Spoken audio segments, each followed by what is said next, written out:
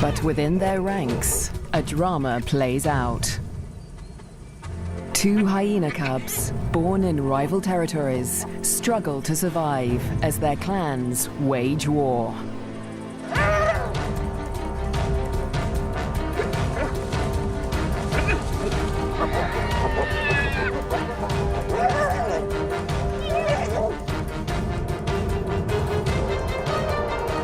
In this volatile world, will two new lives endure? The battles of the Bonecrusher Queens. The Lure Plain, flat, dry, merciless. Temperatures soar and water is scarce.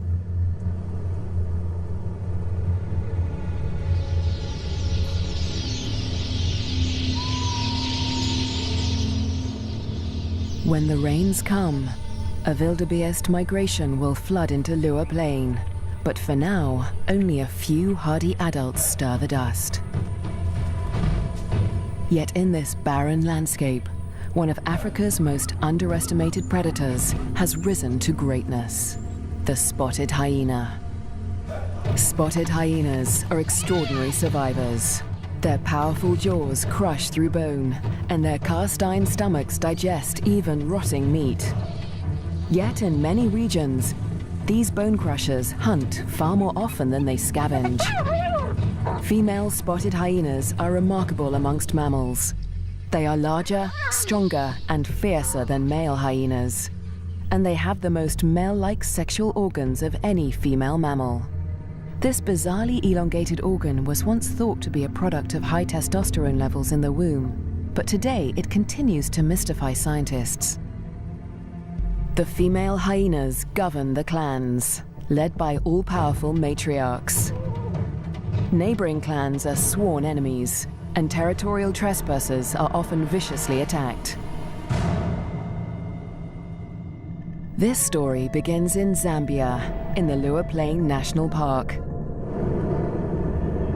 where spotted hyenas reign as the top predators. In the heart of the park is a thriving hyena clan. The clan's leader, the matriarch, lures her youngest cub from a burrow. It's a tiny female named Nasanta, and today the little cub meets her clan for the first time. For 2 weeks, the newborn lay hidden in a burrow away from this main den. But now she is old enough to join the clan.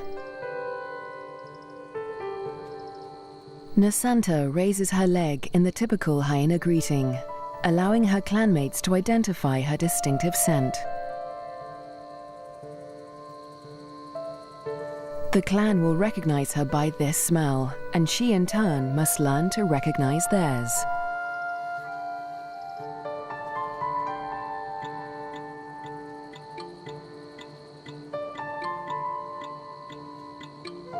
It's an important learning curve, since each hyena has its own rank, and Nasanta needs to know who's who as she finds her place in the clan.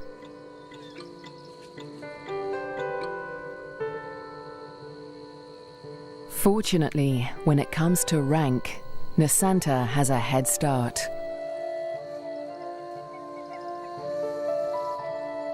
She and her twin sister get more than just milk from their mother. As cubs, they also inherit her superior status.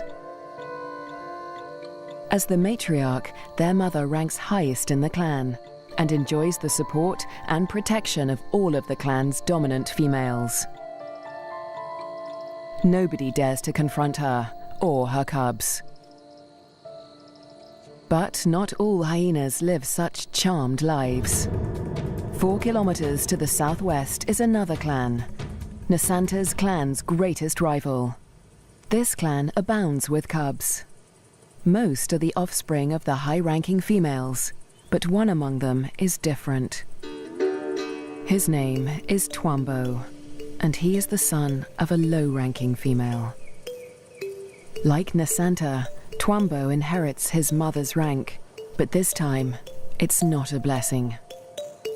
Low-ranking hyenas are often bullied by the clan, and with his mother's rank, Twambo will be a target. His mother will care for him, but she won't dare to defend him from the more dominant females, or their cubs. Behind her lies Twambo's father. He's the alpha male, the top-ranking male in the clan. But all spotted hyena males are subordinate to the females. He ranks even lower than Twambo's mother. Twambo will get little support from his low-ranking parents.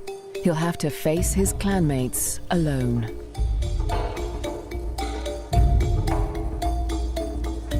But for now, it's all good fun. At only a few weeks old, the cubs are more concerned with play than rank.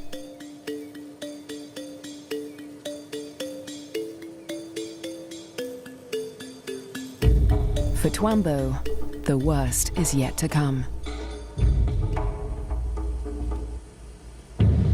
Twambo and Nasanta's home on the Lua Plain has a catastrophic history. For more than 100 years, the Lozi people have lived in the Lua Plain National Park amongst the wildlife, conserving and protecting it by order of the Lozi King. But a decade ago, around the turn of the 21st century, everything changed. A scourge of poachers invaded Lua Plain. Weapons streamed in from war-torn Angola, and a massacre was unleashed. Lions were targeted for their valuable skins, the herds for their meat.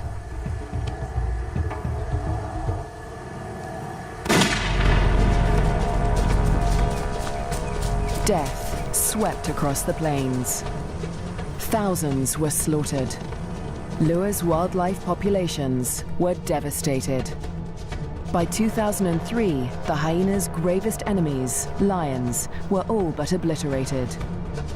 Only one known lioness survived, probably the last of her species in the region. But the poachers spared the spotted hyena. With its blotchy coat, it made a poor trophy, and its meat was worthless as food. With the threat of lions eliminated, the spotted hyena came to dominate the Lua Plain. But life in Lua today still has its challenges. The last weeks of the dry season are excruciatingly hot. The landscape distorts behind a haze of heat.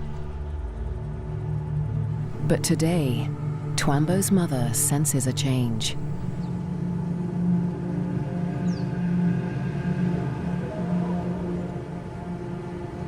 A wind has picked up, carrying with it the promise of relief.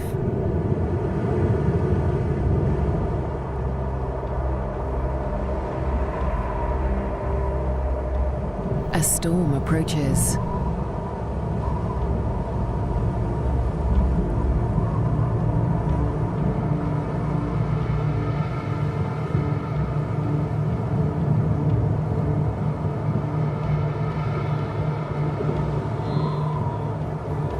The wildebeest bulls revel in the anticipation of rain.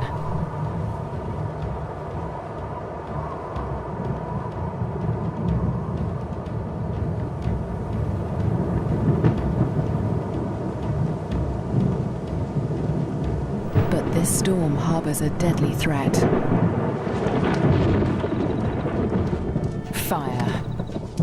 Flames tear through the dry grassland at terrifying speed, heading straight for Twambo and Nasanta's dens. The cubs are too small to outrun the blaze. If the fire reaches the den, they could suffocate in the heat and smoke.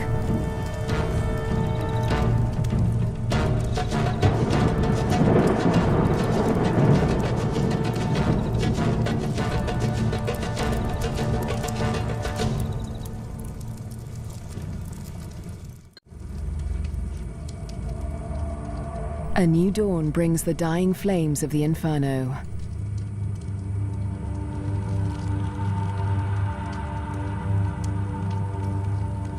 The blaze scorched the land around Nasanta's den before the wind turned it away.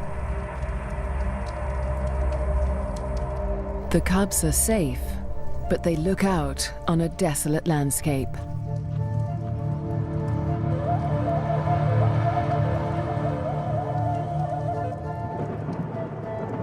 As the last embers burn to dust, the promised rain arrives at last.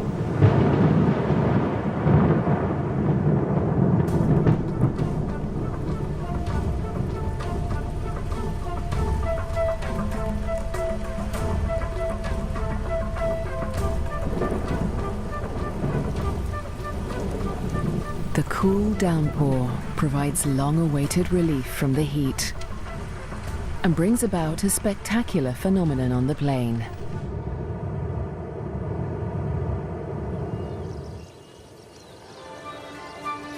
A few days after the fire, a carpet of pink lilies sprouts across the plains. Triggered by chemicals in the smoke from the fire, the beautiful bloom lasts only a few weeks.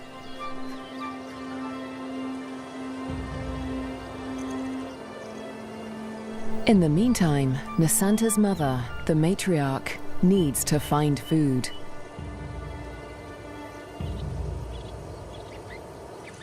The matriarch heads north, where the first herds of the migration begin to gather, leaving young Nasanta untended at the den.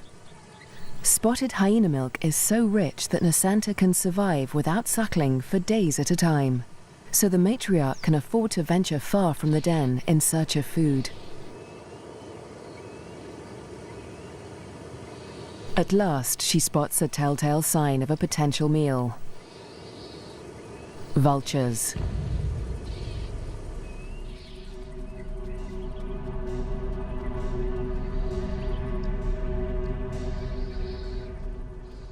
Her suspicions are soon confirmed. A wildebeest bull lies injured in the grass. The matriarch is the first hyena on the scene, but she is not the only predator. This bull is the victim of the last lioness in Lua Plain. The matriarch tries to move in on the bull, but she's unnerved by the lioness. A conflict with a big cat could be fatal. The hyena keeps her distance as the bull quietly dies, not willing to provoke a conflict while the lioness remains nearby.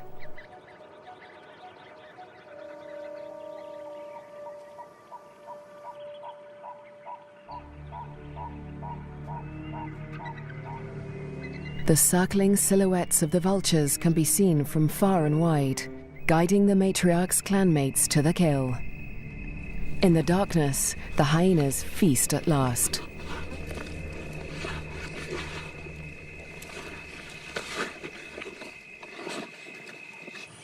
At daybreak, Nasanta's mother and her clanmates return to their den.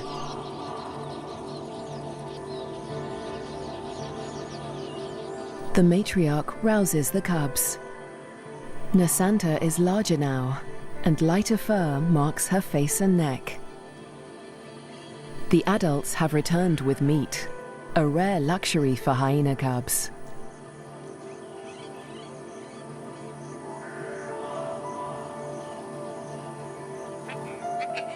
It's the highest-ranking cubs that commandeer the scrap.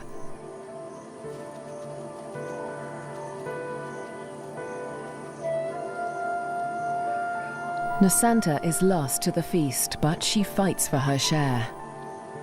The other top-ranking cubs are stiff competition, and they won't let lower-ranking cubs anywhere near this scrap. As an adult, Nasanta will have to contend with highly competitive clanmates at kills. She must learn to eat fast or lose out, since a clan can reduce a carcass to scraps in less than 20 minutes. She will still suckle her mother's rich milk for about a year, but this new taste for meat is the beginning of Nasanta's transformation into a deadly and efficient predator. The Lua Plain is undergoing an extraordinary metamorphosis. In the coming days, the rains fall in an almost continuous deluge, the beginning of an annual flood that will cover much of the plains in water. Dusty depressions become waterlogged marshes, and life floods into the plains.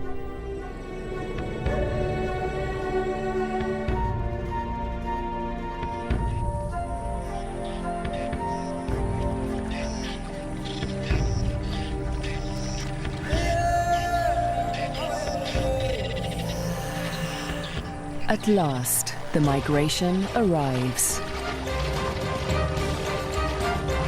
Just in time for the bountiful wet season, over 35,000 wildebeest descend on the plains, the culmination of the second largest wildebeest migration on Earth.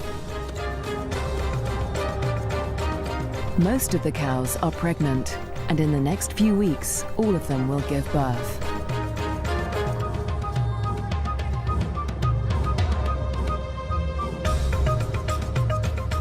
The calves make easy prey, but the sheer number of them ensures that many will survive to adulthood. For the hyenas, the time of plenty has begun.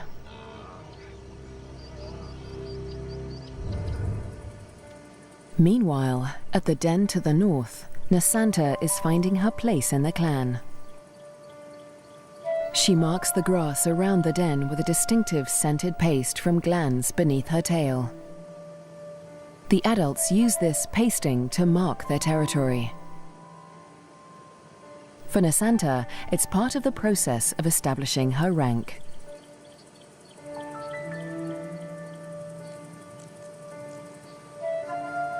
She is quickly learning to exert the status she inherited from her mother. This male flattens his ears behind his head as she approaches him, showing his submission to her. Nasanta lifts her leg in the typical hyena greeting, allowing him to recognize her distinctive scent. Most of the adult males here are immigrants from other clans who joined Nasanta's clan to find a mate. They forfeited the rank they inherited from their mothers when they left their own clans, falling instantly to the bottom of the hyena hierarchy.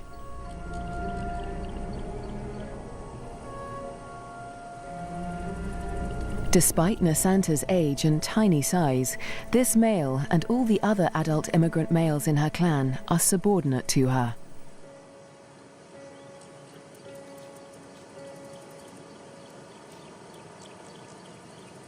The tiny cub holds such sway because her mother backs her up.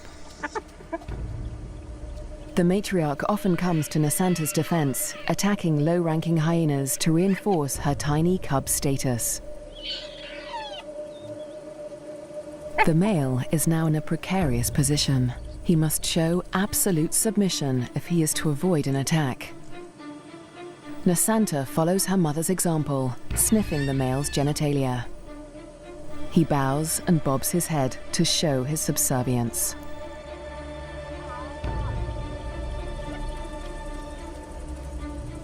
But the clan females are not convinced. They join the interrogation. Fearlessly, Nasanta stays in the thick of the fray.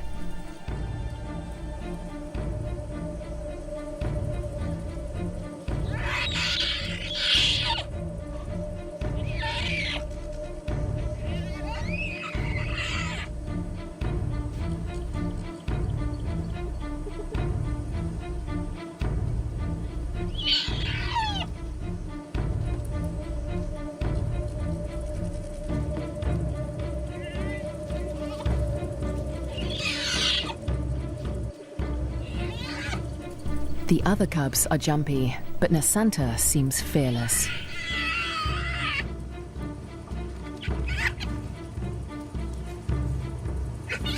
With the protection of the matriarch and the clan females, no hyena would dare to hurt Nasanta. 4 kilometers to the southwest, Twambo is not faring quite as well. He's also growing up fast, with the first spots showing through his black coat. But unlike most of the other cubs, Twambo is a loner. As the cubs get older, they become more aware of each other's ranks. The higher-ranking cubs have built bonds with each other, forming relationships they will carry into adulthood. But Twambo has few allies in the clan. When the other cubs do take an interest in him, it's usually to beat him up.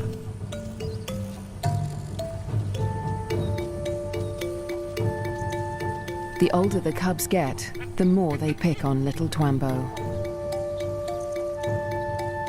And unlike Nasanta, Twambo will get no help from his mother. He must fight his battles alone.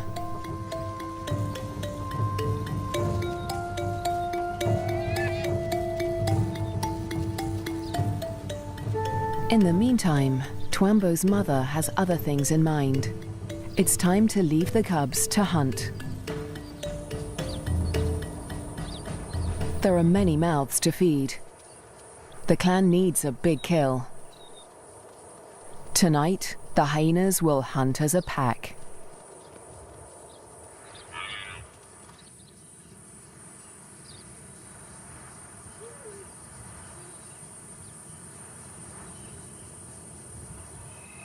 The search for prey takes Twambo's clan dangerously close to rival territory. They are right on the border of Nasanta's clan's hunting ground. Clans are viciously territorial. If they're discovered, a conflict could break out, but it's a risk they are willing to take. They isolate a small herd of wildebeest, seeking out the most vulnerable targets.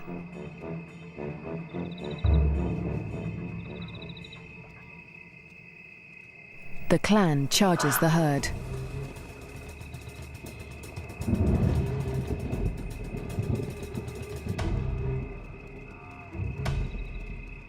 A cow bolts in panic.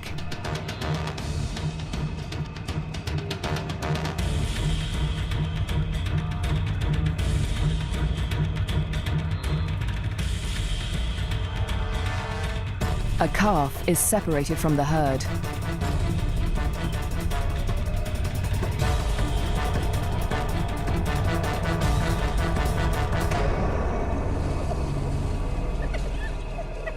Both mother and calf fall to the deadly pack. But despite their success, the clan's proximity to rival territory makes them nervous. A violent clash with Nasanta's clan could end in serious injuries. This show was created for you and your family to watch together. Welcome to Nat Geo Wild. They eat feverishly, dismembering the carcasses in minutes. The powerful jaws crush down with almost half a ton of force, tearing through bone and flesh with ease. Despite the feeding frenzy, the hyenas are anxious to avoid being discovered by their rivals. They try to drag the kills back into their own territory before they are spotted.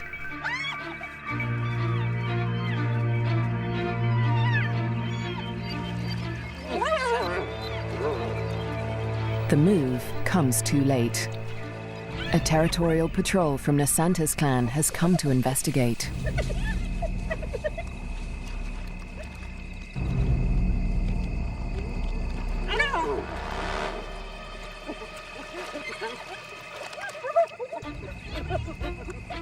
The scouts approach with caution as the intruding clan braces for a fight.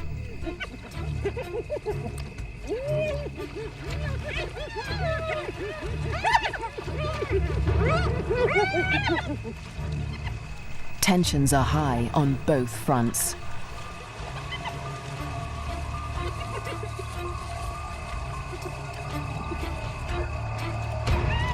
A few scouts try to approach the kill, but the intruders chase them off. The scouts are grossly outnumbered. They won't win this fight alone, so they retreat. But this battle isn't over yet. The scouts will return with reinforcements.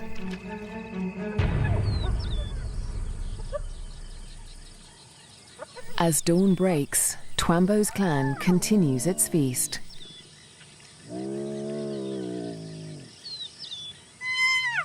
Lulled into false security, they hold their position, still precariously close to enemy territory.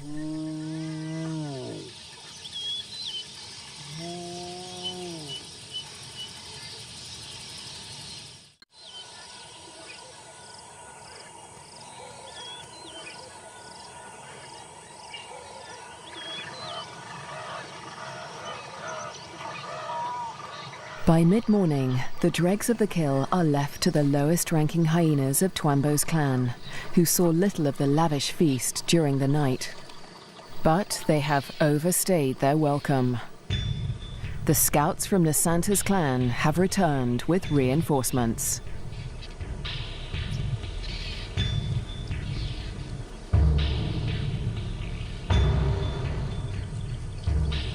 This territorial infringement will not be taken lightly.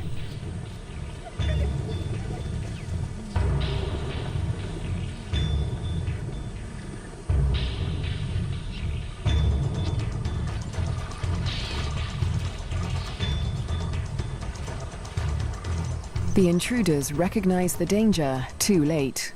The full force of Nasanta's clan is upon them.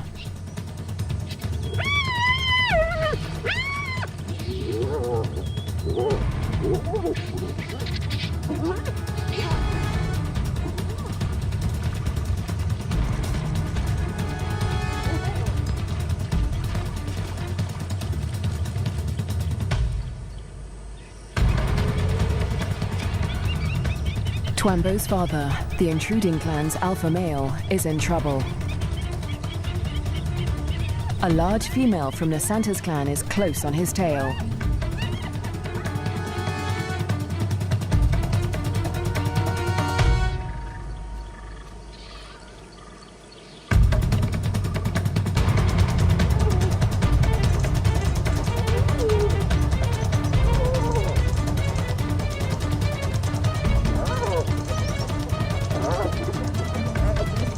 He is cornered.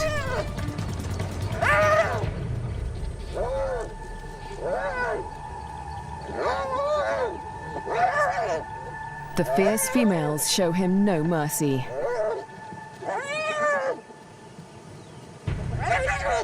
They target his spine and ears.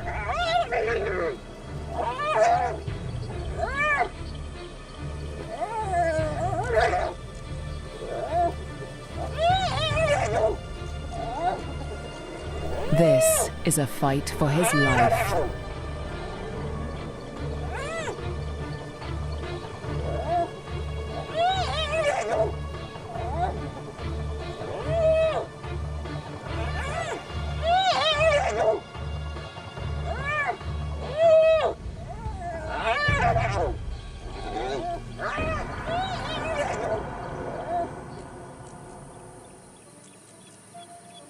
As dusk falls, the battered members of Twambo's clan return to the den.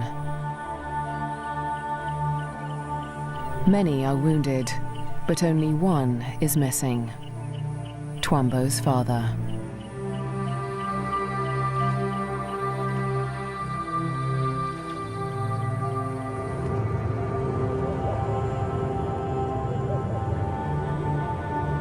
Weeks pass before he finally appears, limping and disfigured, but alive. His wounds have healed, but they will mark him for life. His ear has been ripped from his head. But the alpha male's injuries are not the worst of the fight.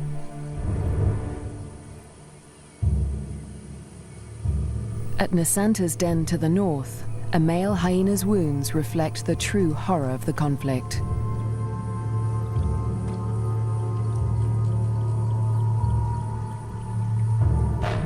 His nose and lips have been ripped from his face, healing into a permanent snarl. Next to humans, hyenas are probably one of the most fatally aggressive animals on Earth. One day, Twambo will have to breach this deadly territorial rivalry when he leaves to find a mate in a new clan.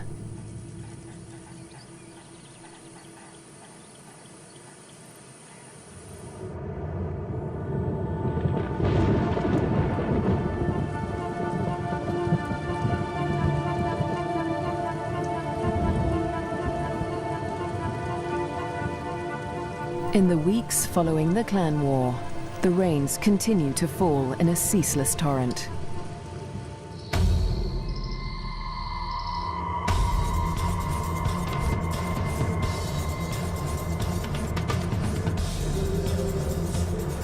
Rising waters swallow vast tracts of land.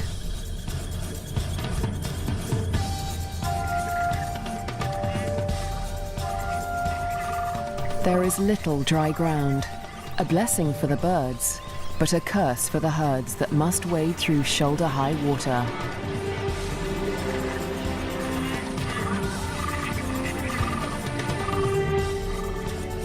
The flooding encroaches fast on Twambo's den. The adult hyenas seem to enjoy the quagmire, using it as a pantry in which to store scraps for future meals.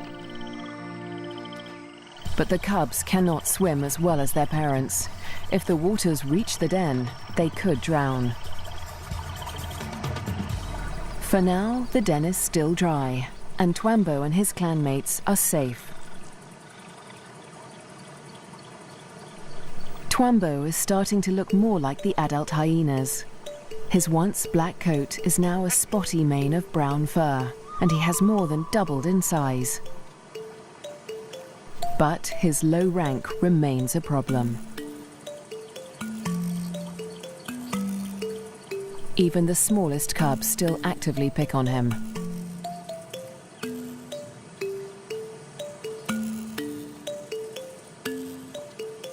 Fortunately, he's also becoming more independent and can escape his belligerent clanmates as he explores ever further from the den. But as adulthood draws near, the toughest part of his life approaches. Soon, instinct will compel him to leave in search of a mate from another clan. If he's not killed for intruding on rival territory, he'll have to struggle for acceptance into a new clan.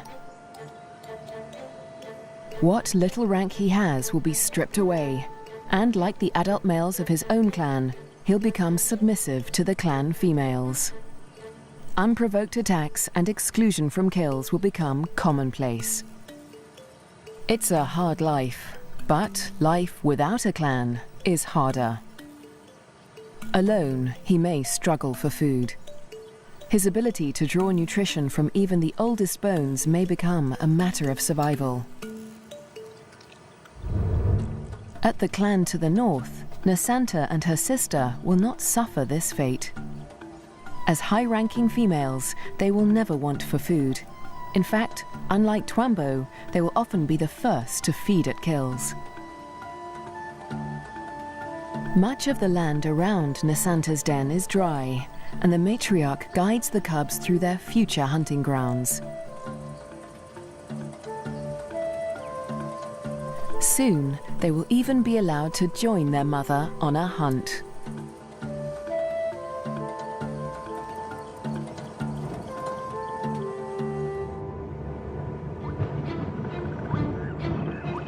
At nightfall, the rains begin anew.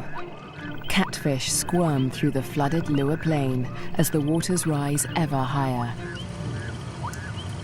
If the flood reaches Twambo's den, it could change everything for his clan.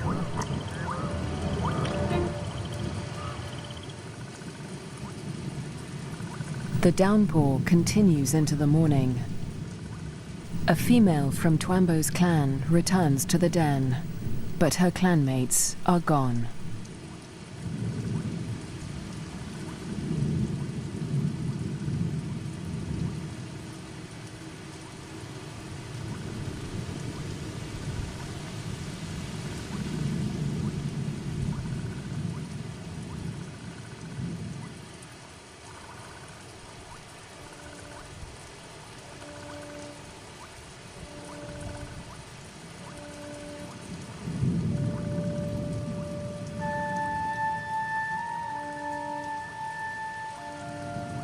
The burrows lie empty.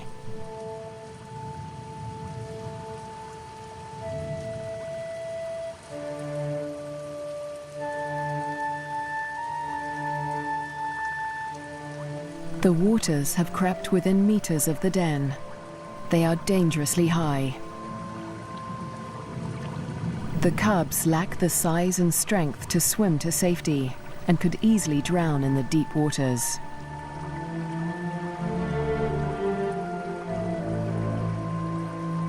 Cut off from dry land, the den could become a death trap.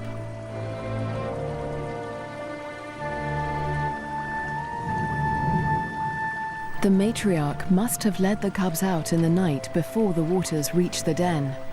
But this female has been left behind. She will have to search for the clan on higher ground, or try to survive without them.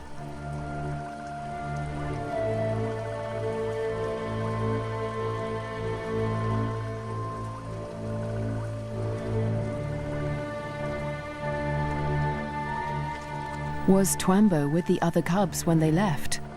Or has he too been abandoned in the flood, left to search the territory for remnants of his clan?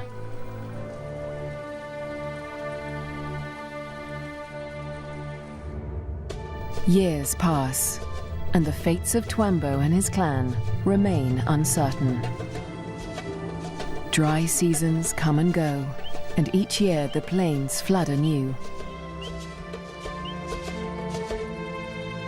Nasanta continues to flourish as she grows into a high-ranking adult.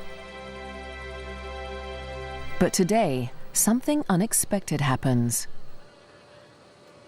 A stranger appears, a hyena foreign to Nasanta's clan. It's Twambo. He survived the floods and has grown to adulthood. He's on his own now, searching for a mate and a new clan. He's been drawn here by the scent of a female in season. That female is Nasanta, and Twambo gets her attention. He's an intruder in her territory, but she doesn't attack him. She'd rather claim him as a mate. New genes in the clan are a valuable asset, and nomadic males are often favored as mates over resident males. With Nasanta's approval, Twambo's intrusion is allowed by the clan, for now. But there is one hyena that disapproves of the match. He is a high-ranking male from Nasanta's clan, and his hopes for mating with Nasanta have been dashed for now by Twambo's unexpected appearance. The pair retreat to avoid a conflict, but the scorned male follows them, intent on challenging Twambo for mating rights. A long-distance chase begins.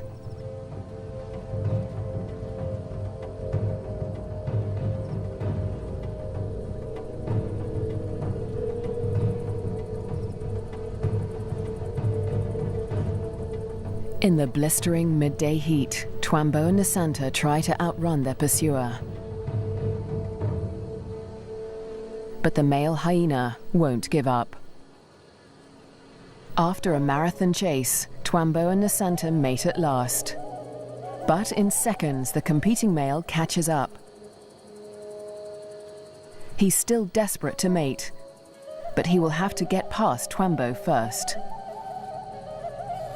Mating is no simple task for spotted hyenas.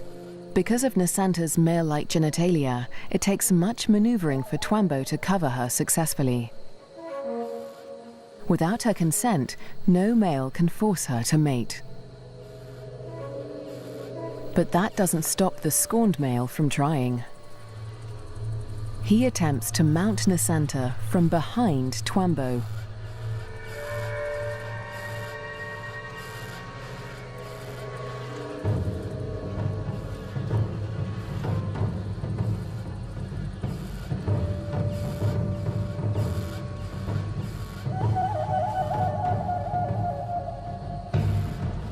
At last, the male accepts defeat, leaving Twambo and Nasanta to complete their courtship in peace. But when the mating ends, so too does the clan's tolerance for Twambo. He must still gain acceptance into Nasanta's clan.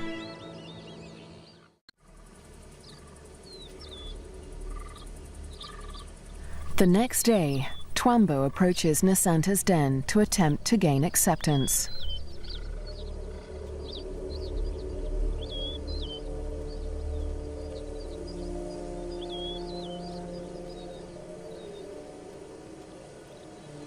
The dominant females immediately investigate the stranger. Twambo flattens his ears and bows his head to show his submission. But it's not enough for them.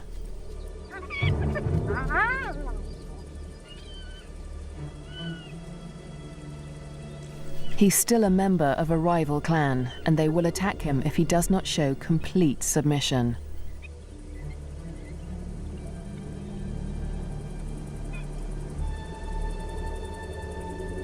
In order to gain acceptance into the clan, Twambo must also win the favor of the matriarch, Nasanta's mother. She is nursing a new litter of cubs, and she'll protect them at all costs, especially from strangers like Twambo.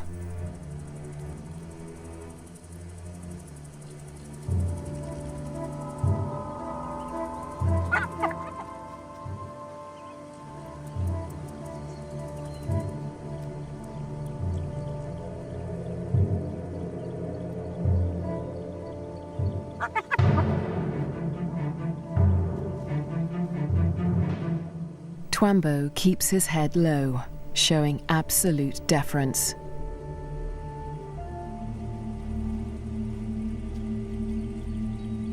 The tactic works.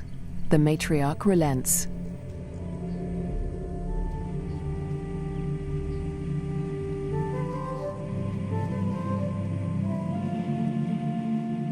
Finally, she allows him to greet her by sniffing beneath her hind leg.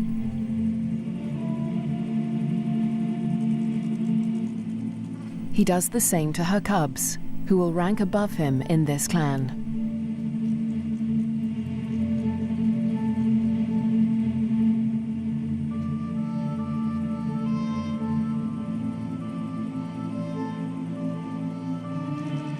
At last, he is allowed to lie down only meters from the matriarch. It seems that Twambo has been accepted into Nasanta's clan. Now, it is Nasanta that must face her toughest challenge yet. Over the next 4 months, her pregnancy comes to term. At last, the moment arrives. She sits at the entrance to a solitary burrow, where only days before, she survived an excruciating birth. Because of her unusual male-like genitalia, a female spotted hyena's first birth is always extraordinarily painful. Stillbirths are common, but Nasanta's one tiny female cub survived. Like her parents, Twambo and Nasanta, this cub will have to endure life on the lower plane. She'll be spared from a life of bullying like Twambo's because she'll inherit Nasanta's high rank. But she'll still have to survive desperate drought, torrential flooding, natural disasters, and vicious rivalries with other clans.